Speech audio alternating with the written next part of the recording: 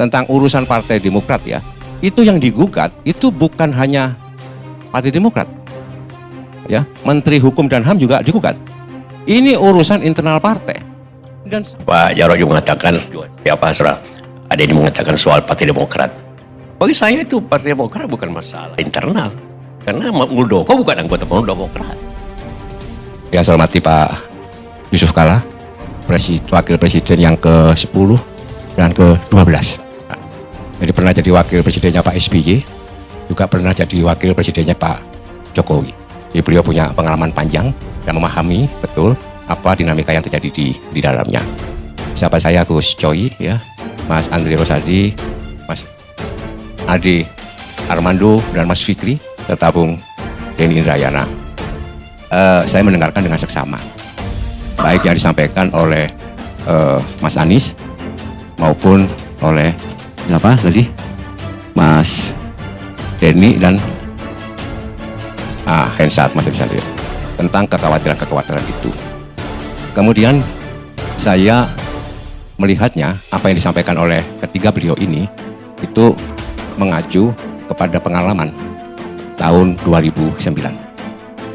Satu pertanyaan besar adalah di mana tahun 2009 itu Pak Karni, ini Partai Demokrat mengalami kenaikan yang spektakuler 300%. Itu ya. Kemudian di situ terjadi banyak sekali kecurangan-kecurangan, termasuk intervensi kepada penyelenggara. Maka tidak aneh apabila Mas Anas Urbaningrum dan Mbak Nurpati kemudian menjadi pengurus DPP Partai Demokrat, penyelenggara pemilu. Akan lebih fair misalnya kalau Mas Anas Urbaningrum dan Mbak Andi Nurpati dihadirkan, supaya jelas dilentreh apa yang terjadi tahun 2009. Memang waktu itu Pak SBY tidak mengatakan dia cawi-cawi, tetapi praktek-praktek di lapangan itu jelas sekali. Dan Pak JK yang saya tahu pada saat itu menjadi Ketua Umum Partai Golkar, jadi tahu persis bagaimana bantuan-bantuan sosial itu betul-betul digunakan untuk menaikkan elektoral. Bagaimana terjadi penggelembungan DPT, ya, bagaimana ya kasus-kasus ya yang terjadi di daerah begitu ya, termasuk juga terjadi perubahan sistem pemilu dari sistem campuran ke sistem yang terbuka. Ini adalah operasi-operasi yang dilakukan pada tahun 2009 ya. Ini mungkin kekhawatiran yang tadi disampaikan ya. Sekarang kondisinya berbeda ya. Saya pastikan ya tidak akan terjadi dan tidak akan pernah terjadi ya, kekhawatiran yang tadi disampaikan oleh Pak Anies, Pak Hensat maupun Pak Denny Indrayana. Nah, cawe-cawe yang dilakukan oleh Pak Jokowi itu menunjukkan bahwa Pak Jokowi itu bertanggung jawab sebagai presiden agar pelaksanaan pemilu itu berjalan dengan luber dan jurdil. Pak Jokowi juga bertanggung jawab untuk ya, memastikan tidak ada hambatan-hambatan terkait dengan pelaksanaan pemilu 2024. Pak Jokowi juga mempunyai hak memilih. Hanya saja Pak Jokowi tidak mempunyai hak untuk dipilih, tapi dia mempunyai hak untuk memilih. Berarti beliau itu juga mempunyai preferensi pilihan, dan itu wajar. Sebagai seorang pemimpin kepala negara, presiden, Pak Jokowi juga ingin memastikan bahwa ya, program-program pembangunan Indonesia ke depan itu bisa dilanjutkan, bisa dipercepat. Ya, agar arah pembangunan kita itu betul-betul bisa mencapai satu tujuan yang kita inginkan bersama, yaitu terwujudnya masyarakat yang adil, makmur, dan sejahtera.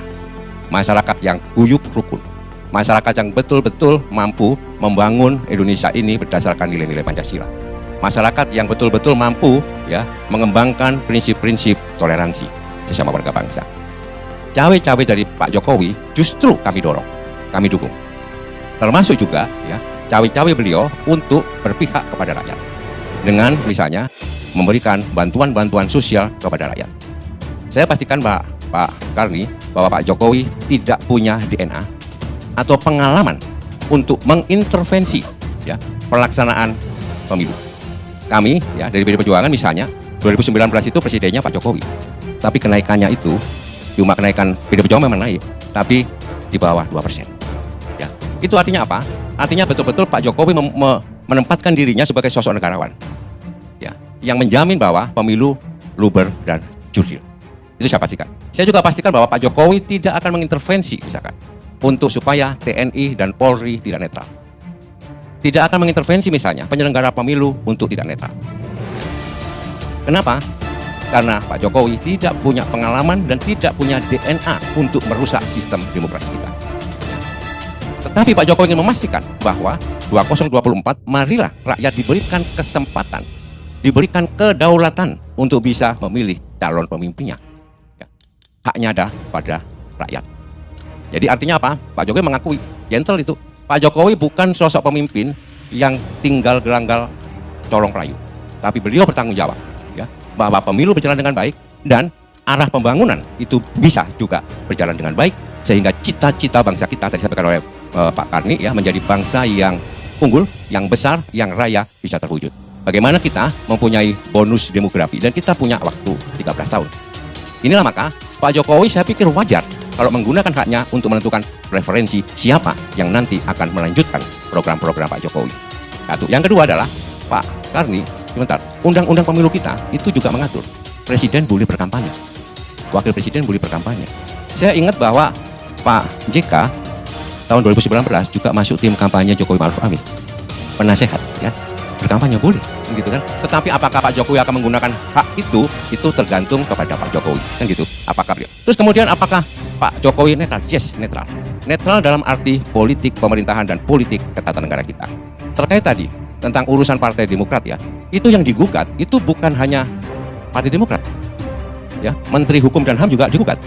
Ini urusan internal partai dan sangat tidak elok dan tidak bisa dibenarkan apabila Pak Jokowi mengintervensi ini untuk urusan-urusan internal Partai Demokrat. Biarkan itu diselesaikan oleh Partai Demokrat ya. Jadi jangan kemudian ya seolah-olah apapun yang terjadi ini kemudian kesalahan dilimpahkan pada Pak Jokowi dan ingin menjegal Pak Anies ya. Tidak ada seperti itu.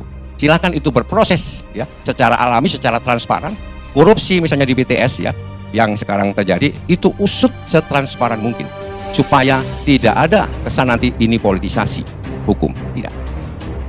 Transparan betul bahwa tidak ada unsur-unsur politik misalkan untuk menjegal Pak Anies. Tidak ada. Ya, pastikan itu. Jadi usut saja itu secara transparan ya bahwa hukum itu memang tidak boleh digunakan sebagai alat politik untuk upaya menjegal. Itu. Bung Karni, cawe-cawe. Bahasa Jawa yang multi tafsir. Sebelah kiri saya Pak Choi, Gus Coy mengatakan itu nuansa negatif. Ya, bicara Pak Jarod, dua orang Jawa ini mengatakan itu turut campur yang boleh ataupun tidak apa-apa gitu ya. Positif ya positif. Jadi satu negatif satu positif. Jadi lebih baik tahu sedikit pakai cawe-cawe lah. Tidak semua orang juga mengerti. Bilang saya campur tangan. Supaya kita lebih berbahasa Indonesia lah daripada cawe yang tidak multi tafsir itu. Saya juga tadi pagi bicara dengan seorang orang Jawa juga. Apa tuh artinya cawe-cawe sebenarnya?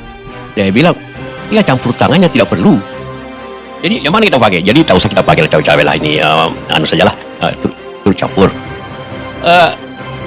Bagi saya ini suatu momen yang baik bahwa presiden sudah mengatakan di muka umum khususnya oleh para pembantunya juga diluruskan, mungkin ada sesuatu yang salah di pertemuan itu, diluruskan oleh BI, diluruskan oleh Pak Pramono Anung, bahwa ini maksudnya ialah presiden menjaga demokrasi agar pemilu itu jurdil berjalan dengan baik. Bagi saya kita mulai dari situ bahwa ini sudah situasi yang baik kalau dijalankan.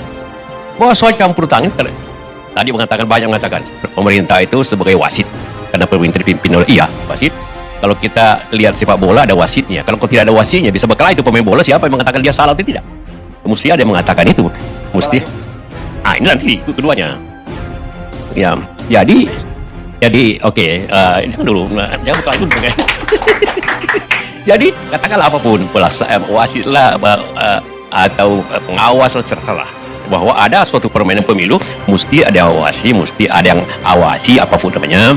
Tetapi kalau kembali ke sepak bola walaupun mungkin tidak bersama benar, kalau wasit itu tidak adil, itu PSSI langsung memecat wasit. Kalau dunia ini pertandingan internasional wasitnya tidak benar, itu dipecat oleh FIFA dan tidak boleh jadi wasit lagi. Jadi wasit itu gunanya itu. Jadi kita lihat saja dan kita harap rakyat jadi saksi bahwa presiden sudah mengatakan dia akan adil, dia akan jujur, dia akan demokrasi. Itu penting. Kita dukung itu. Nah, bahwa pelaksanaannya yang penting, bukan ngomongnya yang pelaksanaannya dicapai tidak bisa kita dukung itu. Soal campur tangan saya tidak pakai cawe-cawe lagi karena multi tafsir kan seperti itu. Jadi Marilah kita mulai dengan seperti itu, bahwa betul-betul pemerintah itu atau presiden akan berlanjut. Jadi kejadian yang lalu hanya memanggil beberapa katakanlah pada diri itu tidak terulang lagi, ataupun ada nuansa mendukung ini tidak mendukung ini atau marah, tidak terjadi lagi nuansa itu, bahwa secara terbuka tidak, tapi secara semua orang tahu itu jangan terjadi lagi. Kita berterima kasih dengan pernyataan presiden itu yang sekarang ini mudah-mudahan akan terjadi. Ya tentu beberapa hal juga disinggung di sini. Pertama tadi Pak Jarod mengatakan, siapa saudara, ada yang mengatakan soal Partai Demokrat. Bagi saya itu Partai Demokrat bukan masalah internal, karena Muldoko bukan anggota Demokrat. Kalau anggotanya atau sama-sama pengurusnya berkelahi internal, tapi ini Muldoko bukan anggota Demokrat, tidak pernah menjadi pengurus Demokrat. Jadi ini eksternal sebenarnya. Jadi ini harus mendapat perhatian. Satu kali ini nanti kejadian seperti ini, semua partai gampang kita bubarkan. Kalau campur tangan seperti ini dari eksternal kemudian masuk ke pengadilan, masuk apa, nah ini berbahaya untuk demokrasi Indonesia, contoh seperti itu. Kedua, apakah presiden itu harus dilanjutkan programnya? Saya kira tidak. Yang dilanjutkan ialah program negara, program pemerintah yang ada di undang-undang. Yang sekarang ini sudah mulai ada undang-undang 25. Dulu ada GBHN, sekarang tidak GBHN. Undang-undang mengatakan yang dilaksanakan ialah visi misi daripada presiden itu. Kalau nanti semua program ini dilaksanakan, nanti akhirnya terjadi apa? Seperti itu. Jadi berbagai-bagai hal harus kita, karena belum tentu. Saya yakin program presiden siapapun yang terpilih pasti punya program yang baik untuk rakyat, dan tentu dicantumkan dalam visi misi ya pasti. Tidak jauh beda-beda sebenarnya. Nah, cuma caranya berbeda-beda.